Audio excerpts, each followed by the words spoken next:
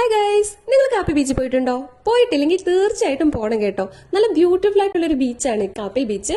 എനിക്ക് പിന്നെ ബീച്ച് ആണേലും പച്ചപ്പും ഹരിതാഫയും വേണം. അങ്ങനെ പച്ചപ്പും ഹരിതാഫയും ഒക്കെ ഉള്ള നല്ലൊരു ബീച്ചാണ് ഈ കാപ്പിൽ ബീച്ച്. ഇവിടുത്തെ സ്പെഷ്യാലിറ്റി എന്താന്ന് വെച്ചാൽ, പൊതുവേ നമ്മൾ ഏതെങ്കിലുമൊക്കെ ബീച്ചിൽ പോകുമ്പോൾ സീഷോറും മസ്റ്റ് ഓക്കെ.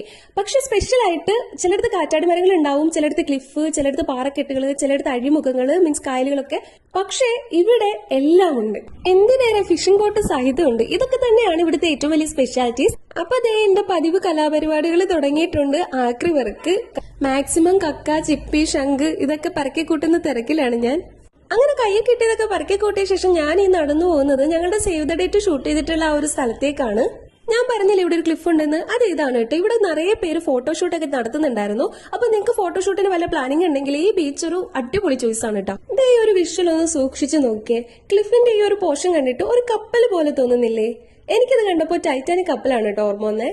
കൊല്ലം ജില്ലയിൽ തീർച്ചയായും കണ്ടിരിക്കേണ്ട ഒരു സ്ഥലമാണ് ഈ കാപ്പിൽ ബീച്ച്. അപ്പോ ബീച്ചിൽ പോയതിന്റെ ഫുൾ വീഡിയോ ലിങ്ക് ഞാൻ ഈ വീഡിയോയുടെ കൂടെ കൊടുക്കുന്നുണ്ട്. അപ്പോൾ തീർച്ചയായും കയറി കാണുക, സപ്പോർട്ട് ചെയ്യുക. അപ്പൊ ഇനി അടുത്ത വീഡിയോയിൽ കാണാം. ടാറ്റാ.